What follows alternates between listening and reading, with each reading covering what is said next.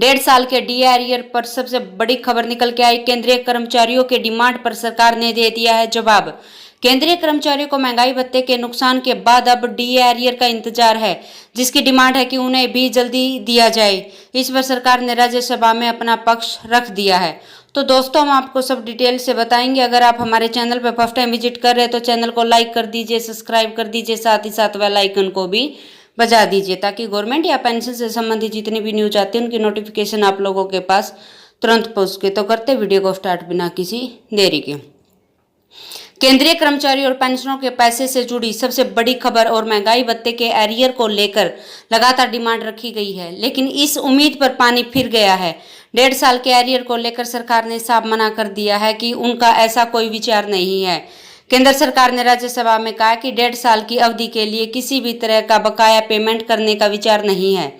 मतलब जनवरी 2020 से लेकर 30 जून 2021 तक के एरियर का भुगतान नहीं होगा।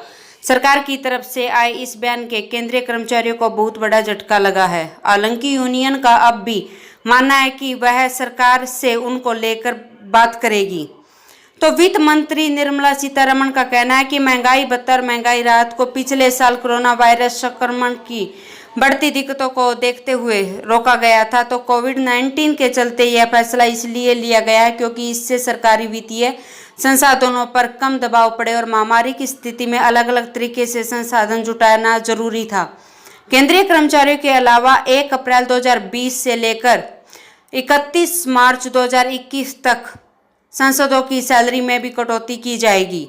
तो निर्मला सीतारमण के मुताबिक केंद्रीय कर्मचारियों की सैलरी सांसदों की सैलरी अकाउंट्स पेंशन अधिनियम 1954 की धारा 3 में निर्दिष्ट समान दर पर है। सांसदों की सैलरी में 30% की कमी की गई है। मंत्रियों की सैलरी में भी 30% की कटौती हुई है। हालांकि केंद्रीय कर्मचारियों की सैलरी में किसी तरह की कोई कटौती नहीं की गई है, न ही डीए में कोई कटौती हुई है। पूरे साल उन्हें सैलरी और डीए का भुगतान हुआ है। सिर्फ महामारी में हालात को देखते हुए महंगाई भत्ते के अतिरिक्त वृद्धि को 1 जनवरी 2020 से लेकर 30 जून 2021 तक फ्रीज रख दिया गया था, जिसे 30 जून के बाद हटा भी दिया है। सीतारमण के मुताबिक केंद्र सरकार ने कर्मचारियों के लिए 1 जुलाई 2021 से महंगाई भत्ते और महंगाई राहत की किस्तें जारी की गई है, जिसमें 3 किस्तों का भुगतान भी किया गया है। केंद्रीय कर्मचारी और पेंशनरों को जुलाई 2021 से 28% महंगाई भत्ता और महंगाई राहत दिया गया है।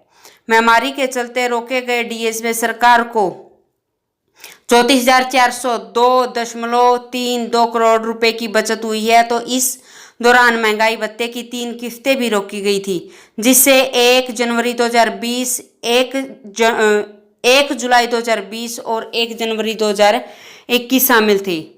जून 2021 के महंगाई भत्ते का ऐलान होना है, जिसका ऐलान होने पर महंगाई भत्ते में 31% पहुंच चुका है।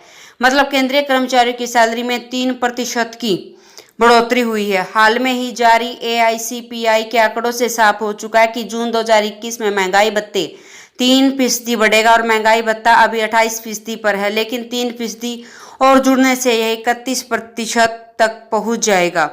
तो दोस्तों, आज के लिए इतना ही। मिलते हैं नेक्स्ट वीडियो में, तब तक के लिए जय हिंद, जय भारत।